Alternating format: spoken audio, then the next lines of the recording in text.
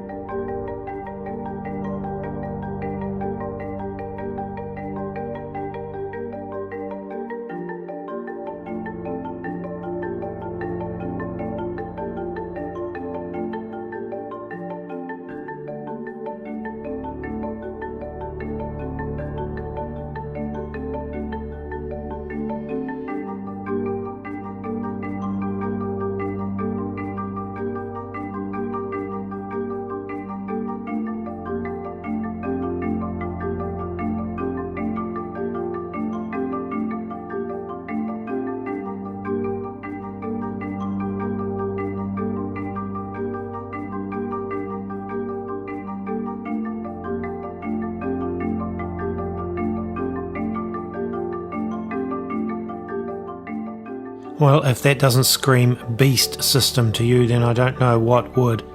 And quite frankly, I see them pushing into this great reset as well, economic reset with this whole travel changes with COVID vaccines and tracking and tracing. And I just want to play you now a bit of another clip I did a few weeks ago. I'm just going to replay it regarding the World Economic Forum and the Great Reset. This article titled, "Now is the Time for a Great Reset."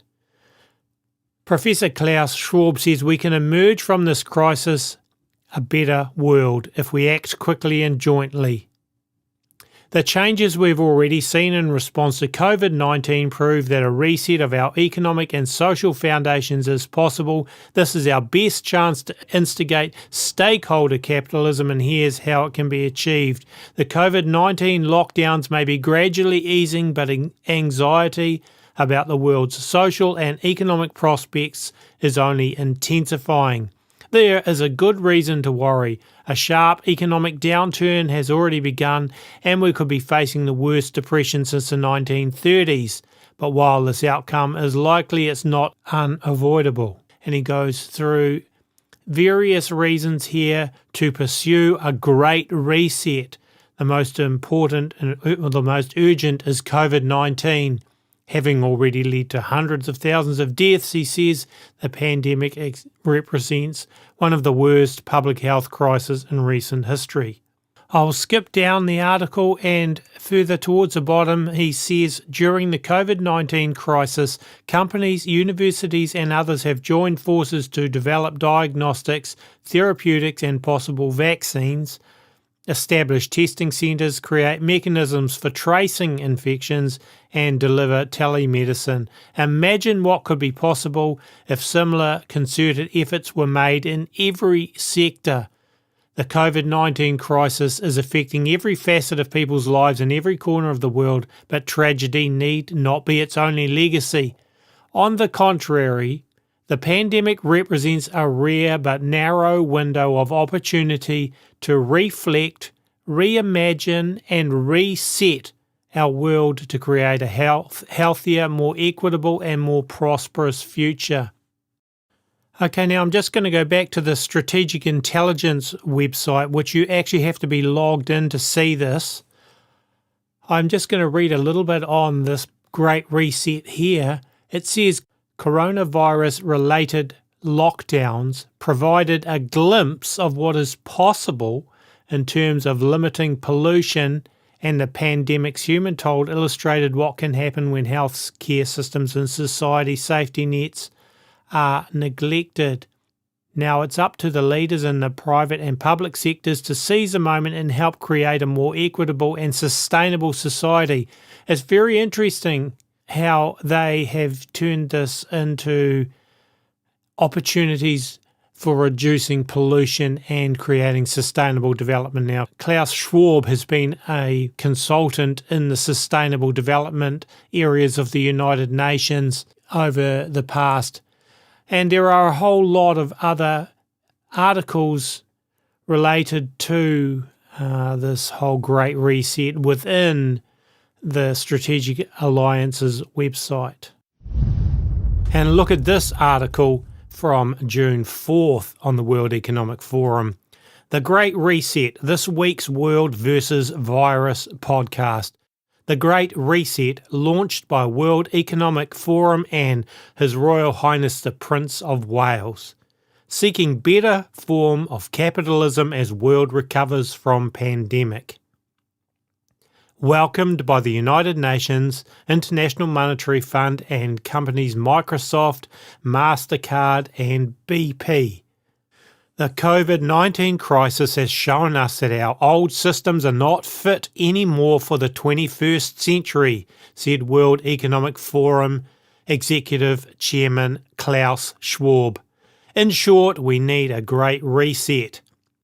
This week's World versus Virus is entirely devoted to the launch of the Great Reset, a project to bring the world's best minds together to seek a better, fairer, greener, healthier planet as we rebuild from the pandemic. Now, one of the components of this Great Reset and everything is the vaccine, the push for a vaccine. Now, take a listen to this from Donald Trump saying that the military will be used in a powerful way to deliver the vaccines to the American populace. And then have a listen to how far advanced and how quickly Fauci and Trump are talking about this rolling out. One issue that has come up is once you do have a vaccine, how do you properly distribute it? How do you get it out quickly to millions? Well, when we have the vaccine, we have the military all lined up, and the military is going to be doing it in a very powerful manner. These are people that don't usually do vaccines. They do soldiers, and they do lots of other things that, frankly, are more difficult. But we have our general, and logistically, he's all set. Tony, do you want to say something about that? That is correct. As the vaccine rolls out, we'll be getting them distributed. And as you probably have heard, we are going to make sure that we do it in an equitable way, and it's representative of the populations who need it the most. And we have the standard way that we determine that with the ACIP working with the CDC, but Dr. Collins and Dr. Redfield have put together with the National Academy of Medicine a group that will fortify that decision-making process so that we're making sure that we're very fair and equitable in getting the vaccine distributed properly. And I think I could have Francis say that tremendous progress has been made on the vaccine beyond anything that we would have thought if you go back 6 months. What do you think?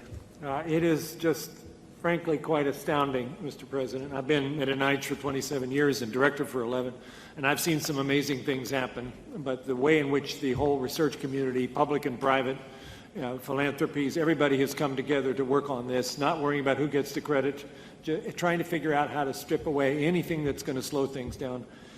And I think all of us, motivated by the fact that this is the most serious problem we've encountered in our professional lifetimes, even a day matters. And so that's why a lot of people look kind of sleepy because we're all working 24/7, trying to make sure that nothing possibly slows this process down. Yeah, the vaccines. This week is a big week, as you just heard, having 2 phase 3 trials started in the very same day, this past Monday.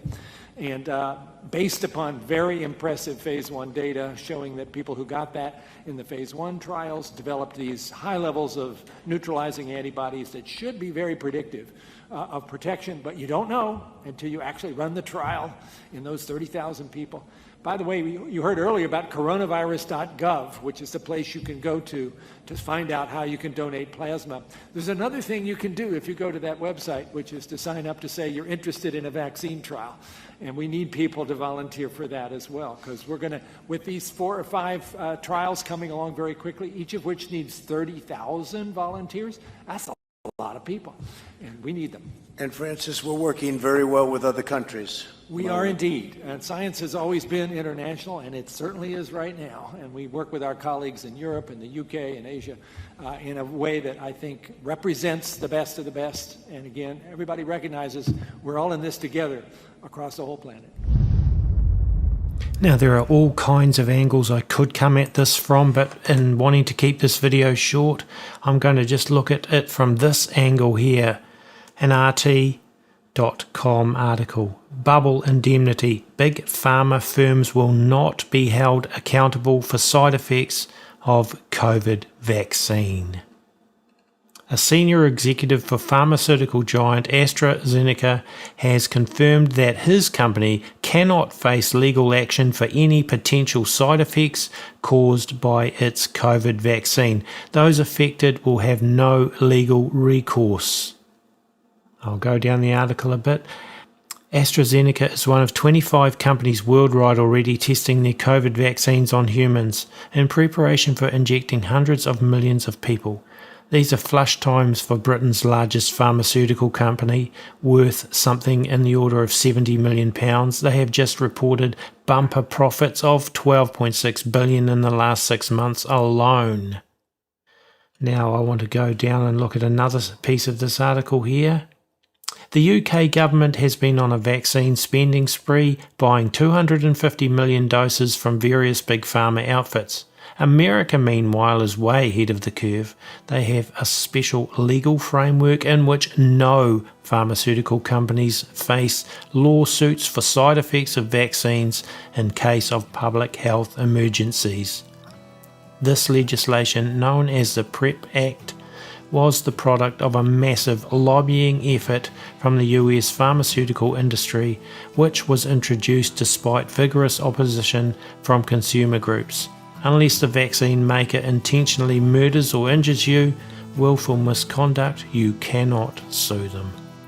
With all of this going on and with pushing us into a digital age, digital identification, digital currency, artificial intelligence, all of these things that are going on, a big heads up it should be to all of us that we are certainly in crazy times, and these are the end times. And we are being sucked into the end time machine. Make sure, folks, that you have your lives right with the Lord, because there is no answer in governments that is going to be satisfactory. In fact, they are only going to push us further into a diabolical system. If you're able to donate to A Minute to Midnight, that would be great too, because we do run this 100% by donations. Thank you. This is Tony saying goodbye, and hopefully we'll see you with another video in a few days' time.